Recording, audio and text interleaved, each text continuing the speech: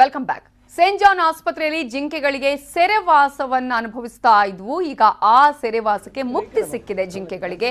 News 18 ವರದಿ ಬೆನ್ನಲ್ಲೇ ಸ್ಥಳಕ್ಕೆ ಅಧಿಕಾರಿಗಳು ದೌಡಾಯಿಸಿದ್ದಾರೆ. ಆರ್ಎಫ್ಒ ಶಿವರಾತ್ರೀಶ್ವರ ಸ್ವಾಮಿ, ಎಸಿಎಫ್ ಚರಣ್ ಭೇಟಿಯನ್ನ ಕೊಟ್ಟು ಪರಿಶೀಲನೆ ಮಾಡಿದ್ದಾರೆ.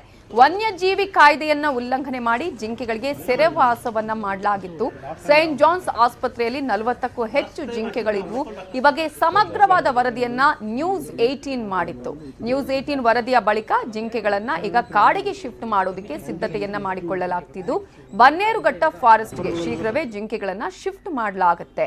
ನ್ಯೂಸ್ 18 ವರದಿಯ ಬಿಗ್ ಇಂಪ್ಯಾಕ್ಟ್ ಇದು. 1998ರಲ್ಲಿ 10 ಜಿಂಕೆ ಸಾಕೋದಕ್ಕೆ ಅನುಮತಿಯನ್ನ ಪಡೆದಿದ್ವು ಅಂತ ಹೇಳಿದೆ ಆಡಳಿತ ಮಂಡಳಿ. 1974ರ ವನ್ಯಜೀವಿ ಕಾಯ್ದೆಯಂತೆ ಅನುಮತಿ ಇಲ್ಲ ಅಂತ ಹೇಳಿದ್ದಾರೆ ಅಧಿಕಾರಿಗಳು. ಈಗ ಎಲ್ಲಾ ಜಿಂಕೆಗಳನ್ನ ಬನ್ನೇರುಘಟ್ಟ ಉದ್ಯಾನಕ್ಕೆ ಕೊಂಡೊಯ್ಯೋದಕ್ಕೆ ನಿರ್ಧಾರವನ್ನ ಮಾಡಿದ್ದಾರೆ. 10 ಜಿಂಕೆಗೆ ಅನುಮತಿಯನ್ನು ಪಡ್ಕೊಂಡಿದ್ರು. 40 ಜಿಂಕೆಗಳನ್ನ ಅಲ್ಲಿ ಸಾಕಲಾಗ್ತಿತ್ತು. ಸೆರೆವಾಸವನ್ನು ಅನುಭವಿಸ್ತಾ ಇದ್ವು ಆ ಜಿಂಕೆಗಳು. ಇದರ ಬಗ್ಗೆ ಸ್ಥಳದಿಂದನೇ ನಮ್ಮ ರಿಪೋರ್ಟರ್ ರಂಜನ್ ಪ್ರತ್ಯಕ್ಷ ವರದಿ ಕೊಟ್ಟಿದ್ದಾರೆ, ನೋಡೋಣ. 10 ವರ್ಷಗಳಿಂದ ಸೆರೆವಾಸವನ್ನ ಅನುಭವಿಸುತ್ತಿದ್ದಂತಹ ಜಿಂಕೆಗಳಿಗೆ ಕೊನೆಗೂ ಮುಕ್ತಿ ಸಿಕ್ಕಿದೆ. ನ್ಯೂಸ್ 18 ಕನ್ನಡ ಇದರ ಬಗ್ಗೆ ಇವತ್ತು ಬೆಳಗಿನಿಂದ ವಿಸ್ತೃತ ವರದಿಯನ್ನ ಪ್ರಸಾರ ಮಾಡಿತ್ತು.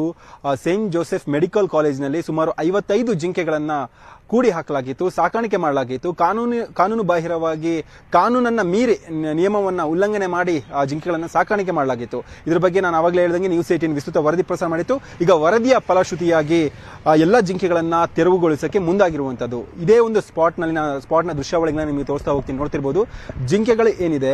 ಈ ಒಂದು ಜಿಂಕೆಗಳು ಸುಮಾರು 1998ರಲ್ಲಿ ಈ ಒಂದು ಕಾಲೇಜಿನ ಆಡಳಿತ ಮಂಡಳಿ ಪರ್ಮಿಷನ್ ತೆಗೆದುಕೊಂಡಿರುತ್ತೆ. ಪರ್ಮಿಷನ್ ತೆಗೆದುಕೊಂಡಿದ್ದು ಬರೀ 4+2 ಅಂದ್ರೆ 4 ಗಂಡು ಹೆಣ್ಣು ಜಿಂಕೆ ಮತ್ತು 2 ಗಂಡು ಜಿಂಕೆಗಳಿಗೆ ಪರ್ಮಿಷನ್ ತೆಗೆದುಕೊಂಡಿರುತ್ತೆ. ಅದಾದ ಬಳಿಕ ಏನು ಜಿಂಕೆಗಳ ಸಂತಾನೋತ್ಪತ್ತಿ ಕಾರ್ಯದಿಂದಾಗಿ ಸುಮಾರು 55 ಜಿಂಕೆಗಳು ಈಗ ಈ ಒಂದು ಸ್ಥಳದಲ್ಲಿ ಇರುವಂತದ್ದು.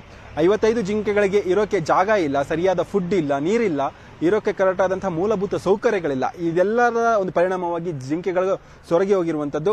ನ್ಯೂಸ್ 18 ಕನ್ನಡ ಏನು ವಿಸ್ತೃತವಾಗಿ ವರದಿಯನ್ನು ಪ್ರಸಾರ ಮಾಡಿತ್ತು, ಅರಣ್ಯ ಇಲಾಖೆ ಅಧಿಕಾರಿಗಳು ಬಂದು ತಪಾಸಣೆಯನ್ನ ಮಾಡಿ ಈಗ ಏನು ವೈಲ್ಡ್ ಲೈಫ್ ವಾರ್ಡನ್ಗೆ ಇದರ ವರದಿಯನ್ನ ಕೊಡ್ತಾರೆ. ಜೊತೆಗೆ ಈ ಒಂದು ಜಿಂಕೆಗಳ ಸ್ಥಿತಿ ಹೇಗಿದೆ, ಆರೋಗ್ಯ ಸ್ಥಿತಿ ಹೇಗಿದೆ ಅನ್ನೋದ್ರ ಬಗ್ಗೆ ಕೂಡ ಇವರು ತಪಾಸಣೆಯನ್ನ ಮಾಡ್ತಿರುವಂತದ್ದು. ಒಟ್ಟಾರೆಯಾಗಿ ನ್ಯಾಷನಲ್ ವೈಲ್ಡ್ ಲೈಫ್ ಆಕ್ಟ್ ಮತ್ತು ಕರ್ನಾಟಕ ವೈಲ್ಡ್ ಲೈಫ್ ಆಕ್ಟ್ ನ ಪ್ರಕಾರ ಜಿಂಕೆಗಳನ್ನ ಸಾಮಾನ್ಯವಾಗಿ ಯಾರು ಕೂಡ ಸಾಕುವ ಹಾಗಿಲ್ಲ. ಅಂದ್ರೆ ಅದು ಕೂಡ ಬೆಂಗಳೂರಿನ ಕಾಂಕ್ರೀಟ್ ನಗರವಾದಂತಹ ಬೆಂಗಳೂರಿನ ಮಧ್ಯಭಾಗದಲ್ಲಿ ಜಿಂಕೆಗಳನ್ನ ಸಾಕ್ತಿರುವಂತದ್ದು. ಇದು ಒಂದು ರೀತಿಯಾಗಿ ಕಾನೂನಿನ ಉಲ್ಲಂಘನೆ ಆಗುತ್ತೆ ಅನ್ನುವಂತಹ ಸ್ಪಷ್ಟನೆಯನ್ನ ಅರಣ್ಯ ಇಲಾಖೆಯ ಅಧಿಕಾರಿಗಳಿಗೆ ಕೊಟ್ಟಿರುವಂತದ್ದು. 1998ರಲ್ಲಿ ಏನ್ ಪರ್ಮಿಷನ್ ಕೊಟ್ಟಿದ್ದಾರೆ, ಆ ಪರ್ಮಿಷನ್ ಕೊಟ್ಟಂತಹ ಅಧಿಕಾರಿಯ ನಿರ್ಧಾರದ ಬಗ್ಗೆ ಗೊಂದಲ ಇರುವಂತದ್ದು. ಅಂದ್ರೆ ಅರಣ್ಯ ಇಲಾಖೆ ಅಧಿಕಾರಿಗಳಲ್ಲಿ ಸಾಕಷ್ಟು ಗೊಂದಲ ಇದೆ. ಸದ್ಯಕ್ಕೆ ಅರಣ್ಯ ಇಲಾಖೆ ಅಧಿಕಾರಿಗಳು ಇಲ್ಲಿ ಸ್ಥಳವನ್ನ ವಿಸಿಟ್ ಮಾಡಿ ಈಗ ಸಮಗ್ರವಾದಂತಹ ವರದಿಯನ್ನ ಸಿದ್ಧಪಡಿಸಿ ಸರ್ಕಾರಕ್ಕೆ ನೀಡುತ್ತಾರೆ. ಅದಾದ ಬಳಿಕ 1 ವಾರದ ಬಳಿಕ ಈ ಒಂದು ಎಲ್ಲಾ ಜಿಂಕೆಗಳನ್ನ ಮೆಡಿಸನ್ ಅಂದ್ರೆ ವೈದ್ಯಕೀಯ ಪರೀಕ್ಷೆಗೆ ಒಳಪಡಿಸಿ ಅವುಗಳ ಆರೋಗ್ಯ ಸ್ಥಿತಿಯನ್ನ ಗಮನಹರಿಸಿ ನಂತರದಲ್ಲಿ ರಾಜ್ಯದ ವಿವಿಧ ಝೂಗಳಿಗೆ ಸ್ಥಳಾಂತರ ಮಾಡಲಾಗುತ್ತೆ. ಕ್ಯಾಮರಾ ಪರ್ಸನ್ ಶ್ರೀನಿವಾಸುಲ್ ಜೊತೆ ರಂಜನ್ ಶಿಲಾಲ್, ನ್ಯೂಸ್ 18 ಬೆಂಗಳೂರು.